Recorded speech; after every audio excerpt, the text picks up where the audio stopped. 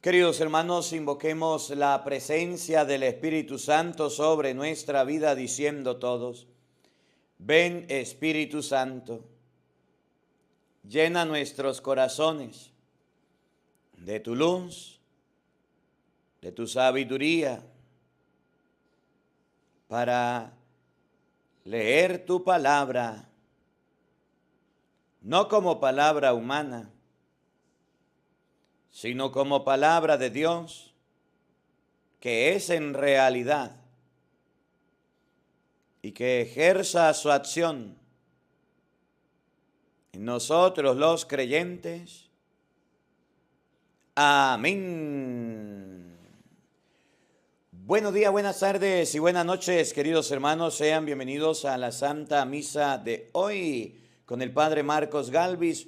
Hoy es viernes 9 de mayo y le damos gracias a Dios que nos regala la vida, la oportunidad de estar aquí compartiendo esta Santa Eucaristía. En este día, viernes 9, vamos a estar en Sulphur, Texas, compartiendo la palabra de Dios. Y el día de mañana, sábado 10, también estaremos aquí en Sulphur, Texas. 9 y 10 estaremos en la iglesia St. James, Sulphur, Texas. Si alguno de ustedes está cerca de Texas, los Estados Unidos, si quiere participar, quiere venir, conocer la predicación en vivo, en directo, y quiere venir a saludar al Padre, pues bueno, aquí estamos. Pueden llamar al número de teléfono de la hermana Alma, 903-466-4825.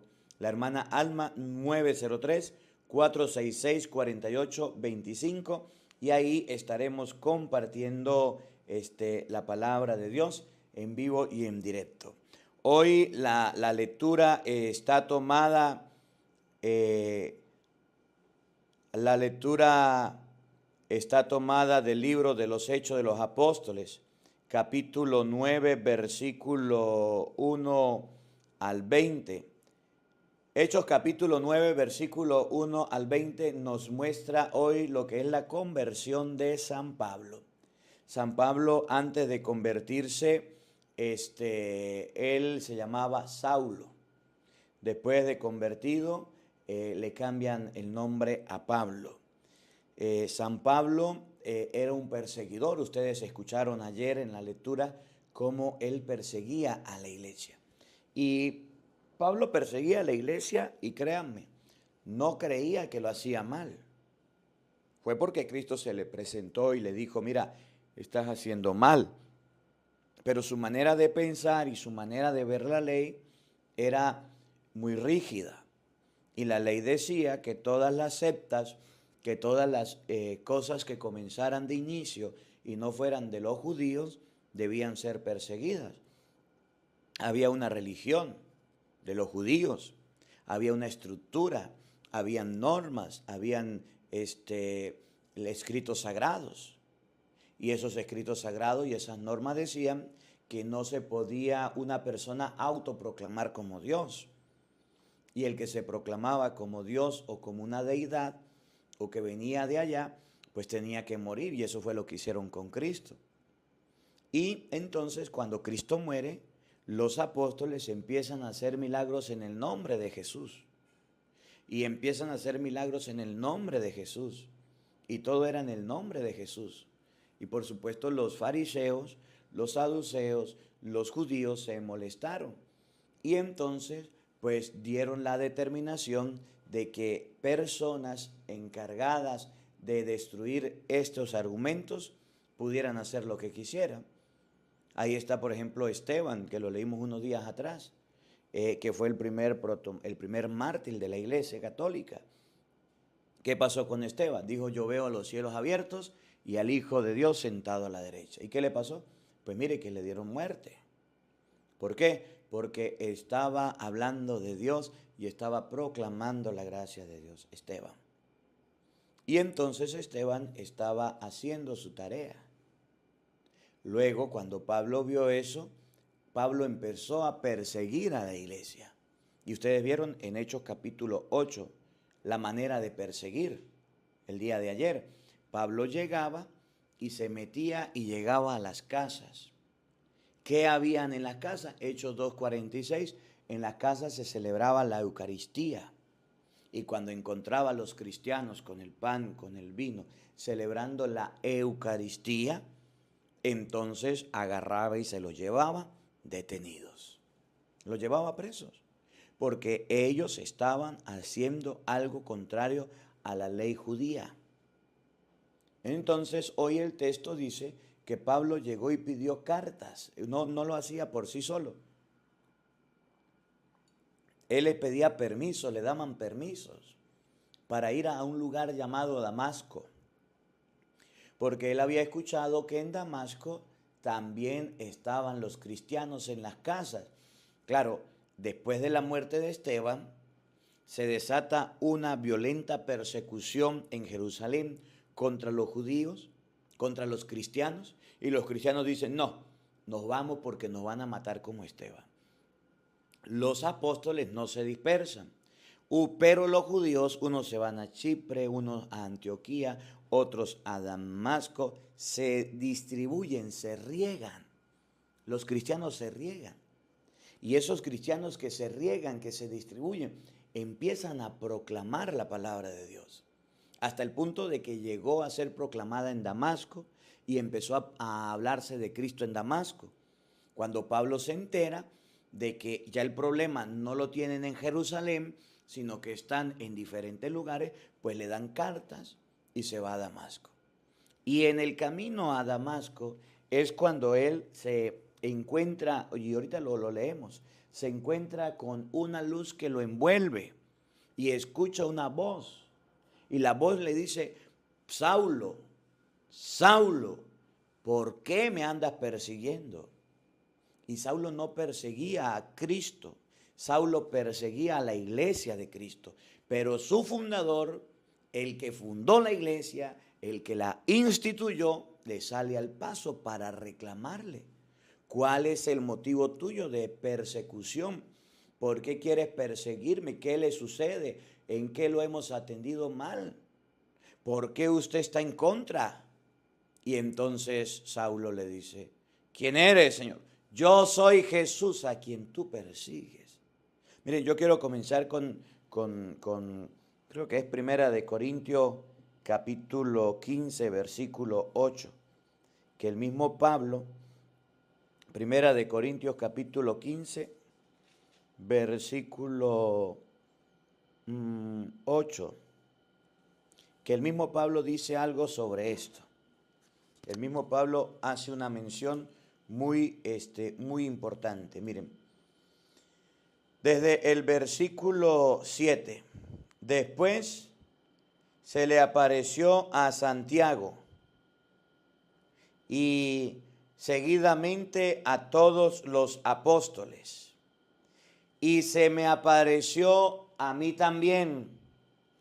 Iba a decir al aborto, el último de todos, porque yo soy el último de los apóstoles y ni siquiera merezco ser llamado apóstol, pues perseguí a la iglesia de Dios.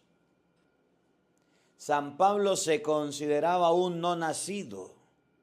San Pablo se consideraba un muerto, una persona que no vio la luz, porque él persiguió a la iglesia. Es que la persecución a la iglesia es un hecho que se da siempre. Y la gente persigue a la iglesia y piensa que no hay ningún problema. San Pablo dice, todo el que persigue a la iglesia es como un aborto, como un no nacido, como una persona que no nació, un muerto. Porque la iglesia de Cristo no es para perseguirla. Porque la iglesia de Cristo no es para tratarla de destruir. Porque la iglesia de Cristo no es para dañarla o para afearla. La iglesia de Cristo es para ayudarla, para evangelizar. Es la esposa de Jesucristo. Es santa porque su fundador es santo. Es una, es católica, es apostólica. No son muchas, pero hay mucha gente que persigue a la iglesia. Y San Pablo dice que todos los que persiguen a la iglesia, como él lo hacía, son unos no nacidos. Son los que murieron en el camino. Y si lo llevamos a la vida actual, hoy día hay mucha gente que persigue a la iglesia. ¿Y qué es perseguir a la iglesia? Pues meterse con los miembros de la iglesia. Ustedes lo leyeron ayer, cómo Pablo perseguía a la iglesia. Y lo vamos a buscar de nuevo para que usted lo vea. Ayer lo decía la Biblia, pero hoy se lo vamos a repetir. Hechos capítulo 8, en los primeros versículos. Saulo estaba allí y aprobaba el asesinato. Este fue el comienzo de una gran persecución a la iglesia de Jerusalén. Todos, excepto los apóstoles, se dispersaron por las regiones de Judea y Samaria. Unos hombres piadosos entre ellos hicieron gran duelo por él. Versículo 3, 8:3. Saulo, por su parte, trataba de destruir la iglesia. Entraba casa por casa, hacía salir a hombres y mujeres y los metía en la cárcel. ¿Cómo se perseguía la iglesia? No era que había un templo, no era que había una estructura o un edificio o una construcción. Y agarraba a Pablo y le lanzaba papas y zanahorias y piedras y colores como hacen por allá en México, que rayan la iglesia, el templo. No, de así no la perseguía. Esas son persecuciones actuales. La iglesia la perseguían, no era que agarraban y tumbaban un templo, no existían los templos, no existían los templos. ¿Cómo perseguían la iglesia? Bueno, estaban celebrando la Eucaristía, estaban celebrando la misa y llegaba Pablo y decía, todo mundo está preso, vámonos, no se los llevaba. Se metía con los cristianos, agredía a los cristianos, ofendía a los cristianos. De esa manera perseguía a la iglesia. Agarrando a las personas que creen en Cristo, de esa manera, de esa forma, hacían estragos, hacían el daño. ¿Cómo? Bueno, Jesucristo, el Señor acompañaba a la iglesia en la Eucaristía, venían y miraban a los cristianos, los insultaban, los amarraban, les ponían cadenas, los torturaban, los mataban. De esa manera se persigue a la iglesia. Y hoy día se persigue a la iglesia. ¿Cómo? Cuando se ataca al Papa Francisco, que es nuestro sumo pontífice. Ustedes sabían que hay católicos que se atreven a atacar al Papa y dicen barbaridades y comentan lo que se les ocurre. Y hay católicos que dicen, la Virgen me reveló esto del Papa y el Papa es esto. De esa manera se ataca a la iglesia. Y San Pablo dice que todo el que ataca a la iglesia es un no nacido. ¿Cómo se ataca a la iglesia? No reconociendo la autoridad del Papa que tiene, sino hablando y comentando tonterías de él. ¿Y cuántos sacerdotes, obispos y algunas religiosas y laicos hablan del Papa? Atacan a la iglesia. Y es donde dice Jesús hoy, ¿por qué me persigues? ¿Por qué persigues a la iglesia? ¿Por qué la atacas? ¿Cómo se ataca a la iglesia? Bueno, atacando a los obispos de la iglesia, persiguiendo a los obispos, persiguiendo a los que están encargados de las diócesis, que son los encargados de llevar la iglesia, los obispos. Nosotros los sacerdotes, cuando hablamos en contra de nuestros obispos, los laicos cuando hablan en contra del obispo, de esa manera se ataca a la iglesia. Cuando se hacen chistes y cuentos en contra del obispo, así se ataca a la iglesia. Se meten a las casas, se meten allá a hablar en contra de él. ¿Cómo se ataca a la iglesia? Pues hablando de los curas, criticando a los curas, señalando a los curas, a los sacerdotes, hablando pestes de los sacerdotes, hablando tonterías, lo que es, lo que no es, y el invento también de los sacerdotes. Todo. Miraba era un video, creo que era, de una persona que le decía al padre, padre, ¿y usted toma? ¿Tomo qué? ¿Usted toma licor? Y el padre le decía, ¿para qué me pregunta? ¿Usted me pregunta porque quiere saber si tomo o me pregunta porque quiere saber que yo tomo y ir a decirle a todo el mundo que yo tomo? ¿Para qué? No porque yo quiero saber, pero usted quiere saber si yo tomo para ir a regarle el chisme por todos lados si el padre es un borracho y un tomador, ¿verdad? Y lo callaba. La gente anda muy pendiente de lo que hacen los sacerdotes, con quién van, con quién viene, a dónde van, dónde se encuentra. ¿Para qué? Para difamarlos, para señalarlos, no para orar por ellos. No para ver a un sacerdote caído e irlo a levantar, no para ver a un sacerdote caído e irle a decirle, vamos padre, levántese de ahí, no quedes en ese pecado, quítate de ahí. No.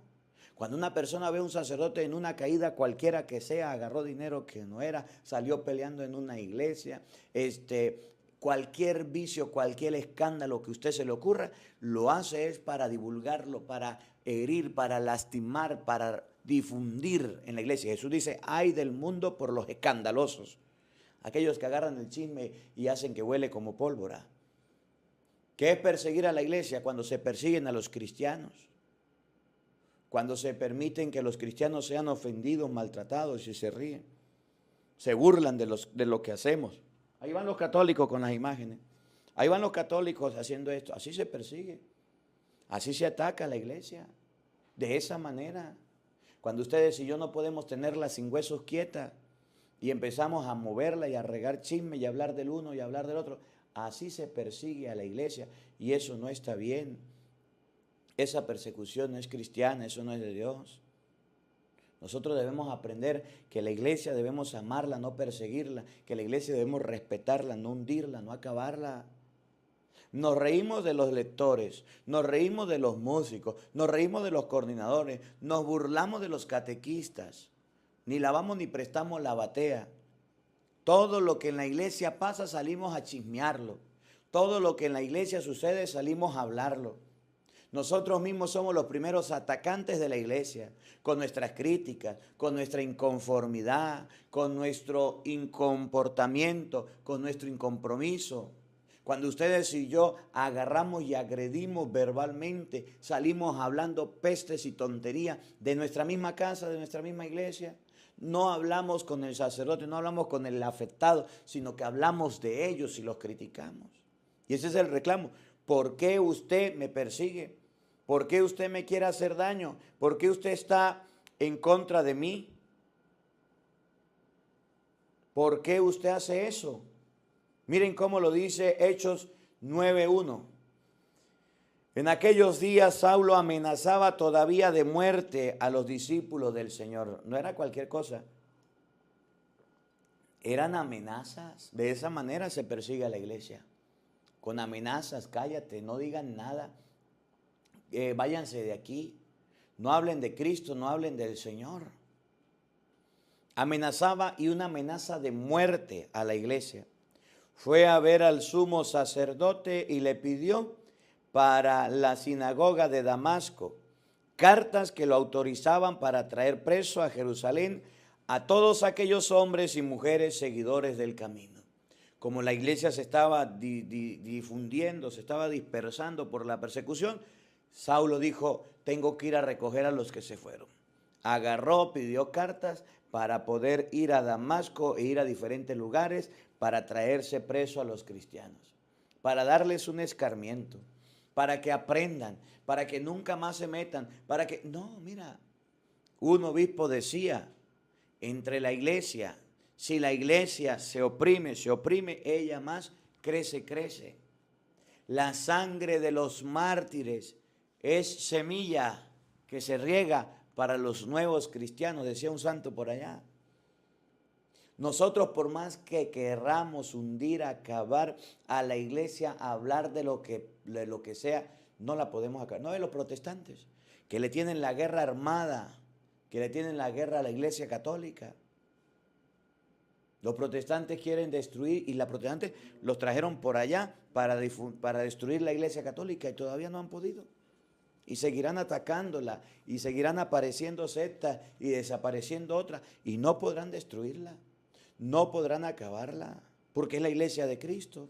Pero Saulo perseguía de muerte. Sucedió que cuando se aproximaba a Damasco, una luz del cielo lo envolvió de repente con su resplandor. Cayó por tierra y oyó una voz que le decía, Saulo, Saulo, ¿por qué me persigues? Saulo iba a Damasco, perseguía a los cristianos, se metía en las casas y se llevaba preso a todo mundo. Y la voz le dijo, ¿por qué me persigues? Preguntó él, ¿quién eres tú, Señor? La respuesta fue, yo soy Jesús a quien tú persigues. Saulo no perseguía a Jesús. Saulo perseguía a los cristianos. Saulo no perseguía a Jesús. Hechos 8:3, Saulo perseguía a la iglesia. Pero como la iglesia fue fundada por Jesús, Mateo 16:18, tú eres Pedro y sobre esta piedra edificaré mi iglesia. Jesús le salió al paso a uno de los perseguidores más acérrimos, más duros que había, y le dijo, ¿por qué me persigues? ¿Quién eres tú, Señor? Yo a ti no te persigo, yo persigo es a los cristianos. Yo soy Jesús y los cristianos los fundé yo, a quien tú persigues. Preguntó, ¿quién eres, Señor? Le respondió, yo soy Jesús a quien tú persigues.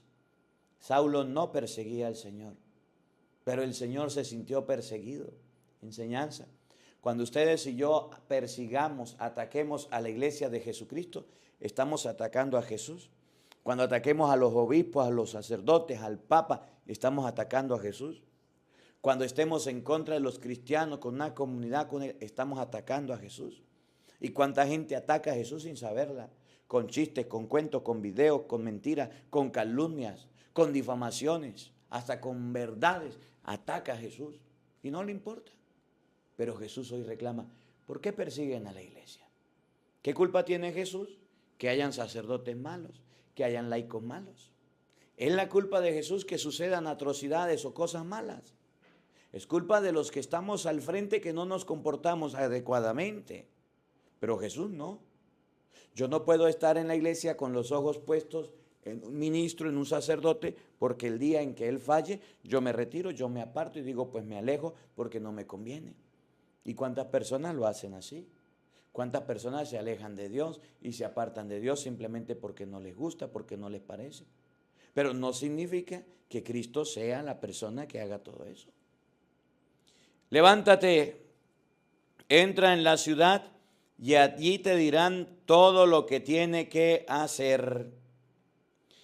Los hombres que lo acompañaban en el viaje se habían detenido mudos de asombro, pues oyeron la voz, pero no vieron a nadie. Saulo se levantó del suelo y aunque tenía abiertos los ojos, no podía ver.